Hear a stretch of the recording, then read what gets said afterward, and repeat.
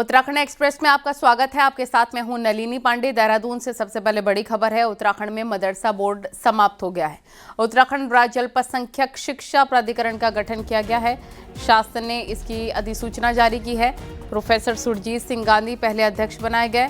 प्राधिकरण में अध्यक्ष समेत कुल 9 सदस्य भी नियुक्त किए गए। 2 पदेन सदस्य और 1 पदेन सदस्य सचिव की भी नियुक्ति की गई। प्राधिकरण के पहले अध्यक्ष सुरजीत सिंह गांधी रुड़की के BSM PG कॉलेज के प्रोफेसर हैं। अब प्राधिकरण की नई टीम ही सिलेबस तैयार करेगी। ये बड़ी और अहम जानकारी देहरादून से। उत्तराखंड में मदरसा बोर्ड समाप्त हो गया है। उत्तराखंड राज्य अल्पसंख्यक शिक्षा प्राधिकरण का गठन किया गया। सुनील नवप्रभात हमारे साथ, हमारे सहयोगी जुड़ गए हैं। सुनील, क्या जानकारी मिल रही है इस खबर को लेकर और कितना ज्यादा महत्वपूर्ण फैसला? देखिए नलिन, ये उत्तराखंड सरकार का एक बड़ा कदम है, या हम कह सकते हैं कि उत्तराखंड की जो शिक्षा व्यवस्था है उसमें एक बड़ा परिवर्तन ये किया गया है। मुख्यमंत्री पुष्कर सिंह धामी ने पिछले विधानसभा सत्र के दौरान ये घोषणा की थी कि उत्तराखंड में जो मदरसा बोर्ड है इसको समाप्त करके एक कंबाइंड अल्पसंख्यक शिक्षा प्राधिकरण का गठन किया जाएगा। और उसी घोषणा के तहत आज बाकायदा इसकी अधिसूचना जारी कर दी गई है। 31 जुलाई 2026 से ये पूरी तरह से फंक्शनल हो जाएगा, काम करना शुरू कर देगा और जो मदरसा बोर्ड है वो समाप्त हो जाएगा। इसके पीछे मकसद है कि अल्पसंख्यक जो शैक्षणिक संस्थान हैं उन सभी को एक अम्ब्रेला के नीचे लाना इसका प्रमुख तौर पर मकसद है। और ये इसकी जो बोर्ड गठित किया गया है इसमें सभी अल्पसंख्यक कम्युनिटीज को इसमें हिस्सेदारी दी गई है। इसमें अध्यक्ष समेत करीब 9 सदस्य इसमें होंगे जो अलग अलग कम्युनिटीज से हैं। इसके अलावा 2 पदेन सदस्य भी हैं जिसमें महानिदेशक विद्यालय शिक्षा और निदेशक राज्य शैक्षिक अनुसंधान एवं प्रशिक्षण परिषद को भी शामिल किया गया है। और निदेशक अल्पसंख्यक कल्याण को पदेन सदस्य सचिव इसमें बनाया गया ताकि सभी कम्युनिटीज को इसमें बराबर की हिस्सेदारी मिले। इस बोर्ड के ये भी जिम्मा होगा कि अब जो नया अल्पसंख्यक शिक्षा प्राधिकरण बनेगा इसके तहत जो अलग अलग माइनॉरिटीज के शैक्षणिक संस्थान हैं उनका सिलेबस क्या होगा, ये बोर्ड इस सिलेबस को भी तय करेगा। और जो तमाम इस तरह के संस्थान हैं ये सभी संबंध होंगे उत्तराखंड शिक्षा बोर्ड से, यानी कि इनको मान्यता अब उत्तराखंड शिक्षा बोर्ड से लेनी होगी। तो एक तरह से सरकार के एक कदम है कि तमाम जो शैक्षणिक संस्थान हैं जो अलग अलग छोटी छोटी दुकानों के रूप में बिखरे पड़े हैं उनको एक पैटर्न पर लाया जाए, उनमें एक निर्धारित तरीके से शिक्षा व्यवस्था को संचालित किया जाएगा। ठीक है, विस्तार से जानकारी देने के लिए आपका बहुत शुक्रिया। तो ये बड़ी और अहम जानकारी इस वक्त आपको हम बता रखे हैं।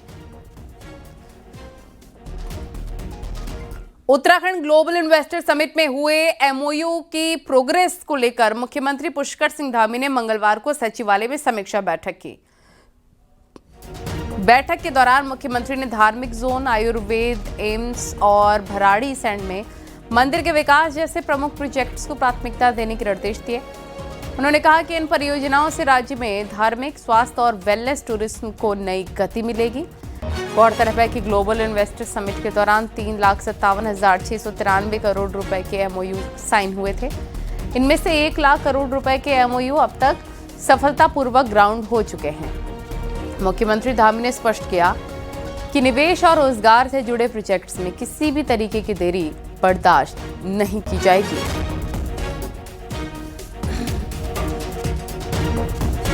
और इस वक्त बड़ी खबर देहरादून से। उपनल कर्मियों को सरकार ने एक बड़ी सौगात दी है। उपनल कर्मियों को समान कार्य समान वेतन का आदेश जारी कर दिया गया है। जो कर्मचारी जिस पद के सापेक्ष तैनात है उस पद के समान वेतनांक का न्यूनतम और महंगाई भत्ते को जोड़कर मानदेय बनेगा। इसकी निर्धारित कट ऑफ डेट 25 नवंबर 2025 होगी। 25 नवंबर तक 10 साल की सेवा कर चुके कर्मचारियों को सीधा फायदा मिलेगा।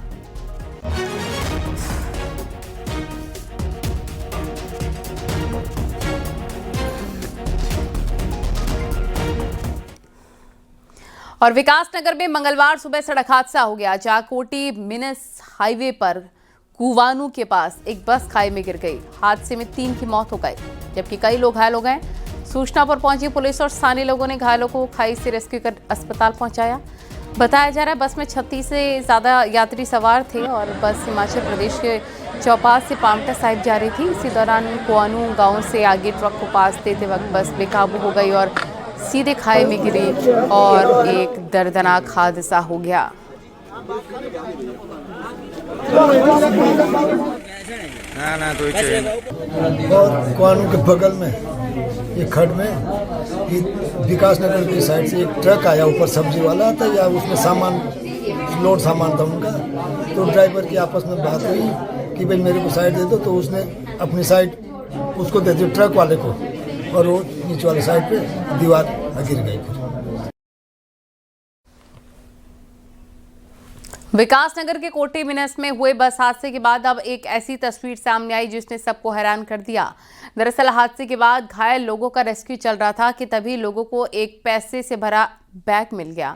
इसमें तकरीबन 3.5 लाख रुपए थे। ऐसे में बैग मिलते कुछ लोगों के मन में लालच आ गया। एक बैग के कई मालिक हो गए। बैग मिलते कुछ लोग इसे बैग को अपना बताने लग गए। तो कोई बैग अपने मामा का तो कोई मौसा का बता रहा था।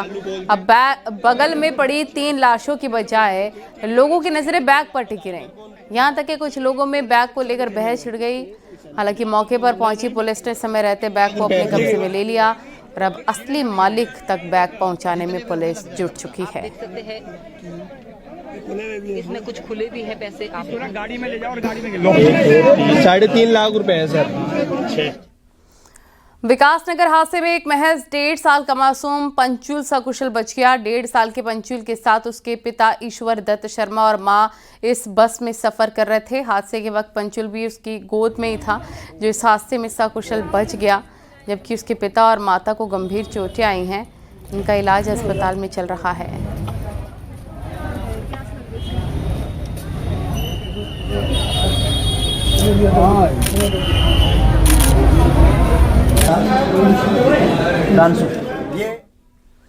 चमोली के जिला मुख्यालय गोपेश्वर में स्कूटी सवार महिला की बस की चपेट में आने से मौत हो गई। बस ड्राइवर को पुलिस ने पकड़ लिया और ग्वीलो बैंड के पास ये दर्दनाक हादसा हुआ। हादसे के बाद लोग महिला को अस्पताल ले गए, लेकिन डॉक्टर्स ने उसे मृत घोषित कर दिया।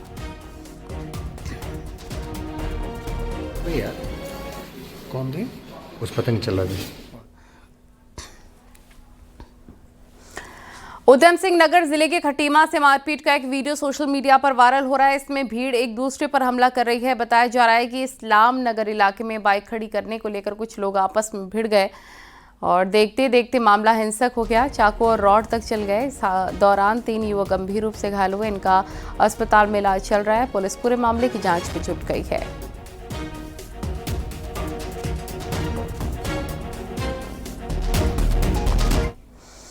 और भीमताल में एक और महिला को गुलदार ने अपना शिकार बना लिया। जूना स्टेट की 60 साल की गंगा देवी की गुलदार के हमले में मौत हो गई। बताया जा रहा है गंगा देवी कल शाम घर के पास पशुओं के लिए चारा लेने गई थी। इस पर लेपर्ड ने हमला कर दिया। आज जब खोजबीन हुई तो गांव से 1 किलोमीटर दूर महिला का शव मिला। महिला पर हुए अटैक के बाद इलाके में दहशत का माहौल है। गुलदार पकड़ने की मांग की गई। आपको बता दें धारी ब्लॉक में 3 महिलाओं को लेपर्ड ने निवाला बनाया था।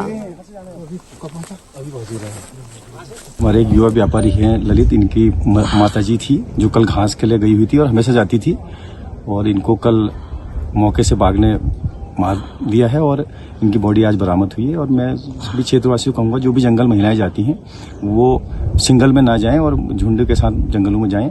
और जो भी ये घटनाएं हो रही है, तेंदुए बढ़ चुके हैं, इनको मारने के आदेश हो, क्योंकि इंसान की ज़िंदगी से ज़्यादा तेंदुए की ज़िंदगी नहीं हो सकती है। और तो फिर अभी रिसेंट में ये यहाँ पे बॉडी मिली है, रिकवर हुई है एरिया से, जो एरिया मतलब घर से लगभग 3 किलोमीटर डिस्टेंस है एरिया की, और बहुत ही एक्सेसिबल एरिया नहीं है, बिल्कुल भी घनी झाड़ियों के बीच में है।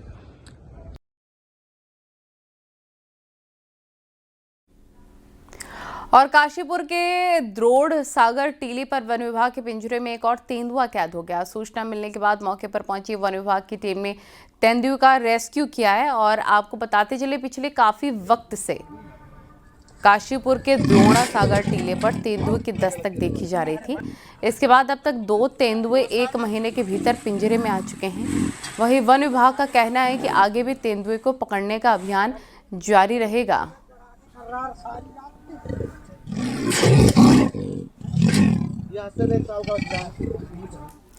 अल्मोड़ा मेडिकल कॉलेज में फर्स्ट ईयर के छात्रों ने सीनियर छात्रों पर रैगिंग का आरोप लगाया। सीनियर छात्रों द्वारा जूनियर फर्स्ट ईयर के छात्रों को अपने कमरे में बुलाने का आरोप है।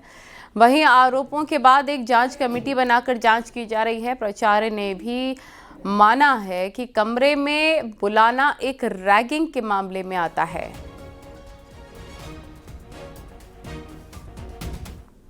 ये हैं स्टूडेंट, तो उनके द्वारा जो है कुछ बच्चों को जो है अपने रूम में बुलाया गया था। तो जो फर्स्ट ईयर के जो स्टूडेंट हैं उनके द्वारा बताया गया कि उनको बुलाया था, पर इस तरह से कोई फिजिकल या मेंटल इस तरह का कोई घटना नहीं हुई है। पर एक रूम में बुलाना भी एक अपने आप में एक इनडिसिप्लिन है, रैगिंग की श्रेणी में आता है।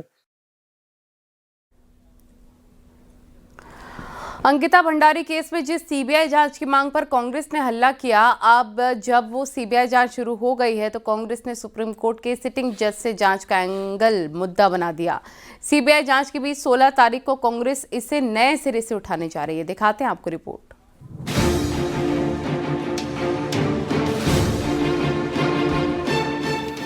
अंकिता भंडारी केस में सीबीआई जांच शुरू होने के बाद भी कांग्रेस संतुष्ट नहीं है।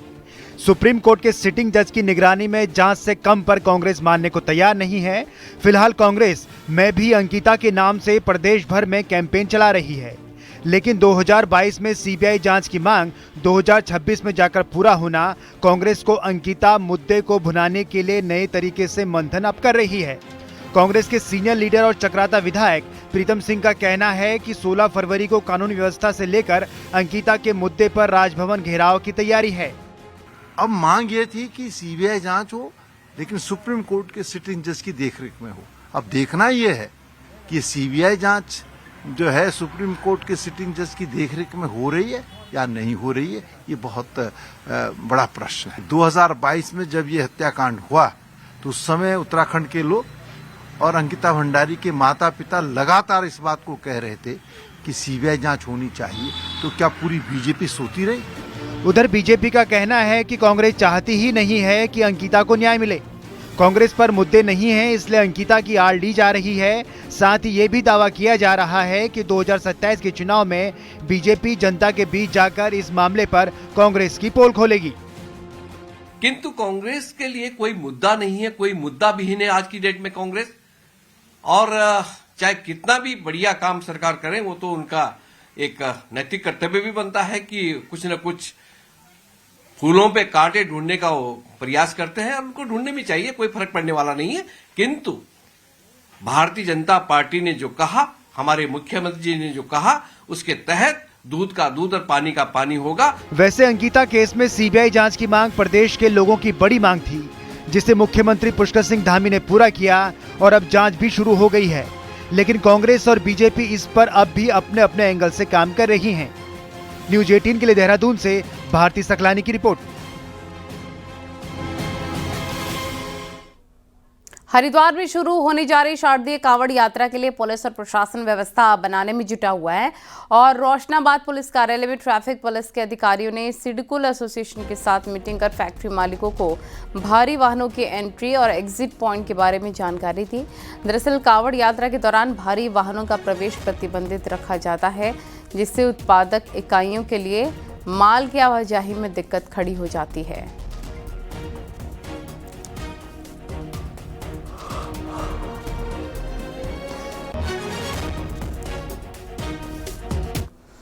कोटद्वार में दुकान का नाम बदलने को लेकर हुए विवाद के बाद शहर में जगह जगह पुलिस तैनात है। साथ ही एंट्री पॉइंट पर पुलिस चेकिंग भी कर रही है और बाहर से आने वाली गाड़ियों की चेकिंग के साथ आने वाले लोगों पर पुलिस नजर बनाए हुए है।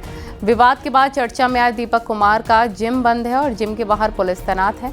कोटद्वार के एंट्री पॉइंट में विशेष सतर्कता बरती जा रही है। बाहर से आने वाली गाड़ियों की चेकिंग के साथ दूसरे दलों के कार्यकर्ताओं को बाहर ही रोक दिया जा रहा है। दीपक कुमार समेत विजय रावत पर भी मुकदमा दर्ज कर शहर में शांति व्यवस्था बनाए रखने के लिए पुलिस ने निकाला फ्लैग मार्च।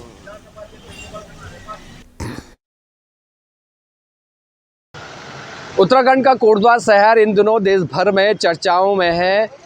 शहर की अगर बात की जाए तो शहर में शांतिपूर्ण माहौल बना हुआ है। चारों तरफ जो लोग रोजमर्रा के काम में हैं उसमें व्यस्त है। किसी तरीके का कोई तनाव कोटद्वार शहर के भीतर नहीं देखा जा रहा है। हालांकि जो चेक पोस्ट है उसमें पुलिस की ओर से विशेष निगरानी रखी जा रही है। पुलिस कर्मियों की तैनाती की गई है कि ताकि जो तमाम दलों के जो लोग हैं, कार्यकर्ता हैं, और हर तरफ निगरानी रखी जा रही है। अनुपम भारद्वाज, न्यूज़ 18 कोटद्वार। कोटद्वार में मुस्लिम दुकानदार के पक्ष में खड़े रहने वाले दीपक ने बताया कि उसे क्यों अपने नाम के आगे मोहम्मद दीपक लगाना पड़ा। दीपक ने बताया कि बजरंग दल के लोगों को पूछने का तरीका गलत था, इसलिए मैंने अपना नाम मोहम्मद दीपक बताया।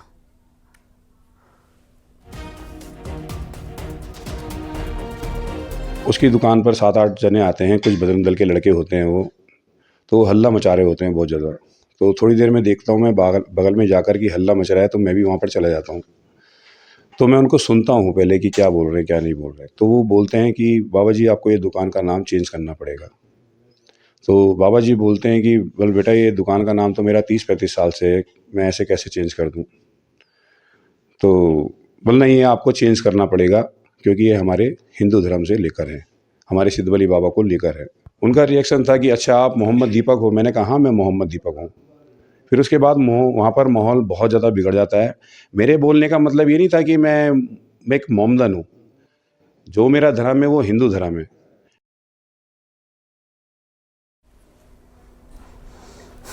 और अब आपको दिखाते हैं पहाड़ टॉप 10 न्यूज़। हरिद्वार के बादराबाद में पुलिस ने नशा तस्कर को गिरफ्तार किया है। आरोपी से कई नशीले इंजेक्शन और अन्य सामान बरामद हो गए हैं। विकासनगर के सेलाकोई में पुलिस ने चेकिंग के दौरान 2 कारों से 250 किलो नकली पनीर, 50 किलो नकली दही बरामद की। 2 आरोपियों को भी गिरफ्तार कर लिया है। हरिद्वार में ई रिक्शाओं की भीड़ को नियंत्रित करने के लिए रूट तय किए गए हैं। साथ ही रिक्शा चालकों का वेरिफिकेशन कर दिया गया, QR कोड भी दिया जा रहा है। पिथौरागढ़ के देव सिंह मैदान में किए जा रहे कामों का खिलाड़ियों ने विरोध किया। खिलाड़ियों का आरोप है कि नगर निगम ने पहले मैदान के विस्तारीकरण की बात कही थी। नैनीताल में खेल विभाग और पालिका का विवाद सुलझ गया है। प्रशासन, खेल विभाग और पालिका मिलकर ही क्रिकेट प्रतियोगिता कराएंगे। पूर्व राष्ट्रपति रामनाथ कोविंद हरिद्वार पहुंचे। बुधवार को हरिद्वार के भूपतवाला में समाधि मंदिर मूर्ति स्थापना कार्यक्रम में शिरकत करेंगे। कपकोट के केदारेश्वर मैदान में 5 से 9 फरवरी तक राष्ट्रीय पैराग्लाइडिंग प्रतियोगिता आयोजित होगी। इसमें देश भर के पैराग्लाइडर और सेना के पायलट भाग लेंगे। हल्द्वानी के कई इलाकों में तेंदुए की दस्तक है। विशेषज्ञ मान रहे हैं कि कूड़ा, गंदगी और मरे हुए मवेशी खुले में फेंकने के कारण तेंदुए आबादी की ओर बढ़ रहे हैं। औली में नगर पालिका परिषद ने एक स्वच्छता अभियान चलाया। 170 किलो प्लास्टिक कचरा इकट्ठा किया गया। हल्द्वानी के इंटरनेशनल स्टेडियम में अगले 1 हफ्ते तक प्रोफेशनल T20 क्रिकेट का जलवा देखने को मिलेगा।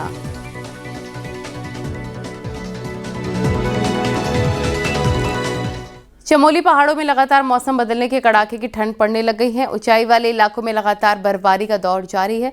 तस्वीरें हनुमान चट्टी की हैं, जहां पर लगातार बर्फबारी का दौर चल रहा है। विश्व प्रसिद्ध पर्यटक स्थल औली में भी हल्की बर्फबारी हो रही है।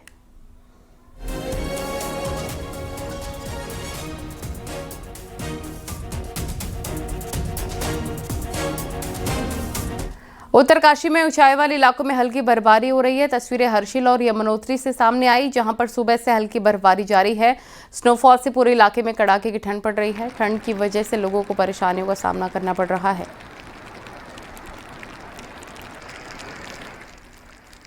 दो तस्वीर आप देखिए, हर्षिल यमुनोत्री में कैसे स्नोफॉल हो रहा है। लगातार बर्फबारी हो रही है, जिससे पर्यटकों के चेहरे खिल गए हैं।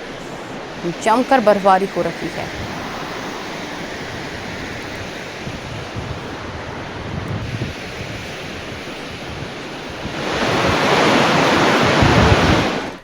चमोली का औली एक बार फिर से देश भर के खिलाड़ियों का केंद्र बनता जा रहा है। 12 फरवरी से 16 फरवरी तक यहाँ नेशनल लेवल स्कीइंग चैंपियनशिप का आयोजन होगा। बर्फ से ढकी ढलानों पर खिलाड़ियों के बीच रोमांचक मुकाबला देखने को मिलेगा। इस बार कार्यक्रम की खासियत ये होगी कि औली में सांस्कृतिक कार्यक्रमों का आयोजन किया जाएगा, यानी खेल के साथ साथ पर्यटकों को औली की सांस्कृतिक और पारंपरिक रंगों की झलक भी देखने को मिलेगी। स्कीइंग चैंपियनशिप में देश भर की प्रतिष्ठित टीमों की भागीदारी होगी। इनमें हिमाचल प्रदेश, जम्मू कश्मीर, लद्दाख, उत्तराखंड, दिल्ली, ओडिशा, उत्तर प्रदेश, पंजाब और महाराष्ट्र की टीमें शामिल हैं।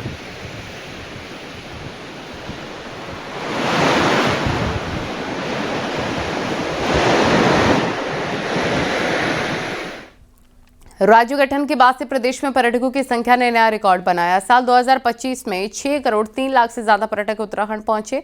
इनमें सबसे ज्यादा संख्या हरिद्वार में आए लोगों की है। हरिद्वार में 3 करोड़ 42 लाख से अधिक पर्यटक पहुंचे। मुख्यमंत्री पुष्कर सिंह धामी का कहना है कि पर्यटन उत्तराखंड की अर्थव्यवस्था का बड़ा आधार है। राज्य में पूरे साल पर्यटन गतिविधियों को बढ़ावा दिया जा रहा है ताकि पर्यटन कारोबार से जुड़े स्थानीय निवासियों और युवाओं को साल भर रोजगार के अवसर उपलब्ध हों।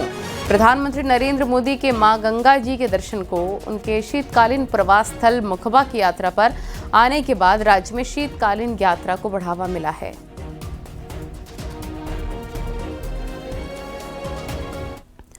पहाड़ों में हुई बर्फबारी से भले ही सैलानी खुश हों, लेकिन स्थानीय लोगों को काफी दिक्कतें हो रही हैं। पूरे इलाकों में जहां अभी भी सड़कें बंद हैं, वहीं पर बिजली पानी के लिए भी लोगों को जूझना पड़ रहा है। दिखाते हैं आपको रिपोर्ट।